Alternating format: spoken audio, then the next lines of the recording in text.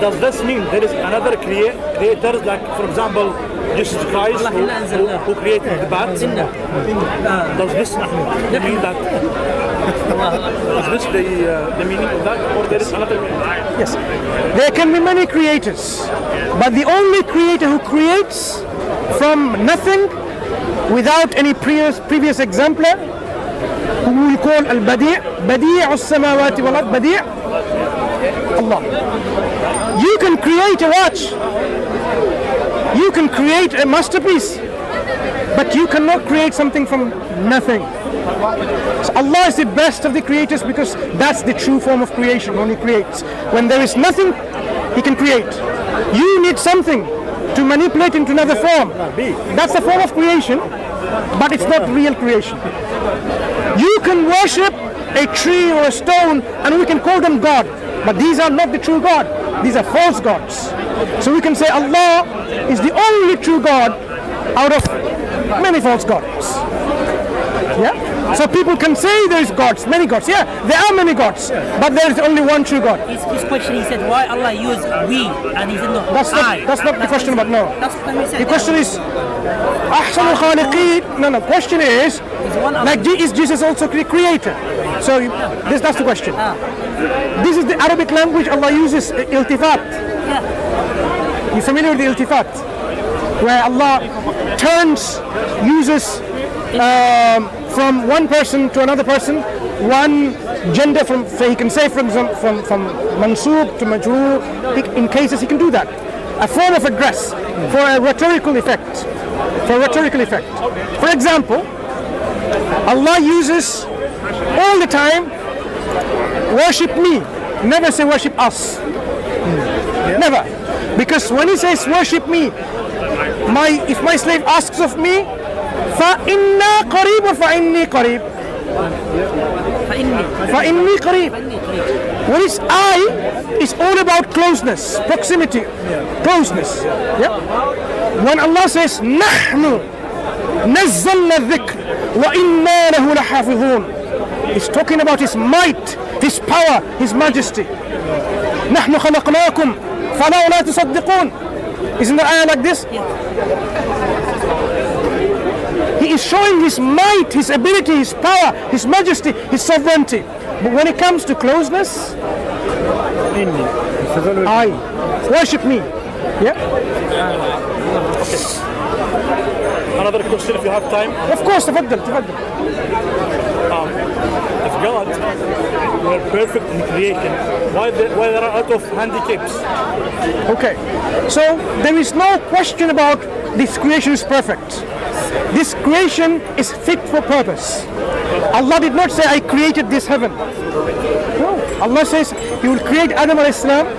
Inni ja'ilun fil ardi khalifa. This ard, Allah said, did not say this is Jannah, Jannatul Khuld. This is not it. There is going to be a creation called Jannah, or there is, in which there will be no suffering, there will be no pain. This is Jannah. But this is a creation Allah created, and He has put within it natural laws. Natural laws means there will be sometimes flood, sometimes drought, depending on what happens with these natural laws, right? Where you live. He's also placed within human being free will.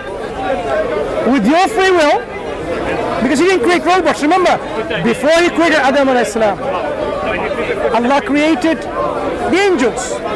Well before, right? The angels, they cannot disobey Allah. They have to do whatever Allah tells them to do. They are totally without this kind of disobedience to Allah. He created a creation like the human beings and the jinn beforehand. Human being in particular we are talking about. We can disobey with our own will if you want to. Now if Allah says do not commit mischief on the earth, do not commit bloodshed, and we do that, we are responsible. But when we do that, we are creating suffering, we are creating misery, we are creating unhappiness. If now someone stabs someone, that person is in pain, maybe he will die. That's suffering. That's pain, isn't it? Now this is something that Allah allows because He's given someone free will. If Allah were to stop everyone from doing that, then there will be no free will. If Allah were to stop every tsunami, every earthquake, every murder, every rape and so on, then there's no free will. You're like robots.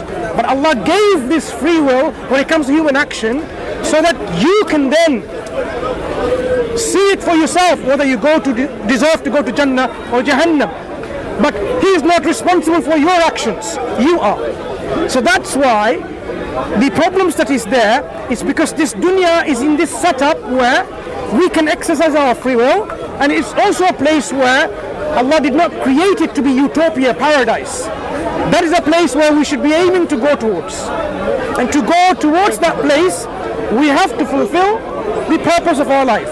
And if we do that, we will, according to God's promise, go in this place of happiness and total joy and tranquility. So that's why He created the handicaps. No, He didn't create the handicaps. Sometimes handicaps, people with handicaps, are often the results of the parents themselves. Often the results of the parents themselves. For example, if you are exposed to radiation, we have to go into radiation. Have you heard of the accidents in Chernobyl? Nuclear accident, nuclear, yes. Do you know what happened after these accidents? When people gave birth, they were handicapped. What made them handicapped? Because of this radiation effect. So that is also a cause. Now, if they were not there, these people would not have these handicapped children.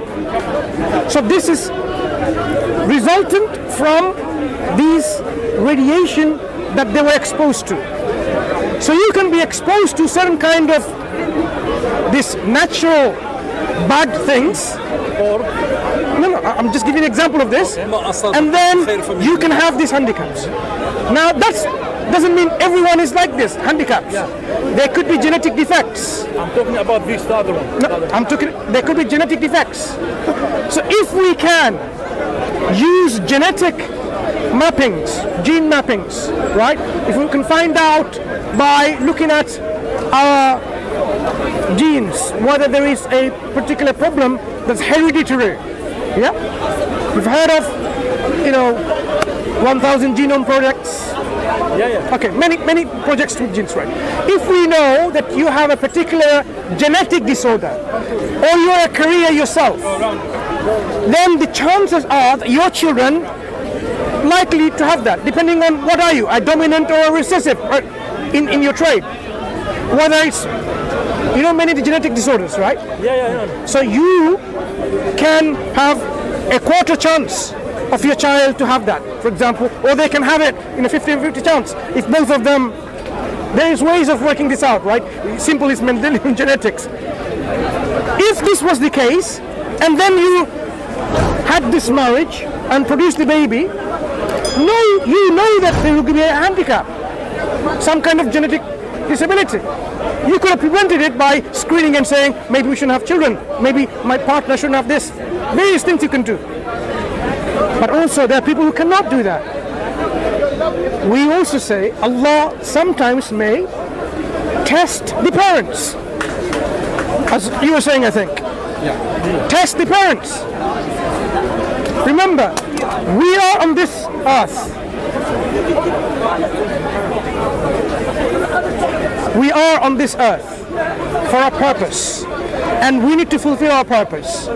It doesn't mean you have to have all the riches, all the wealth to fulfill a purpose. Or it doesn't mean that someone who's poor, he cannot fulfill the purpose. It may mean that a person who's poor can fulfill his or her purpose than the one who is rich.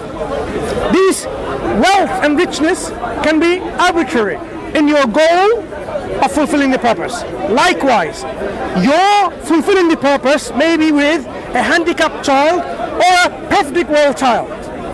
You can be tested on both ways. What we're saying is, you may be questioning is, what's wrong with that child then? What did he do or she do? You can ask that. What did they do? No, everyone will be judged accordingly. God is merciful to everyone.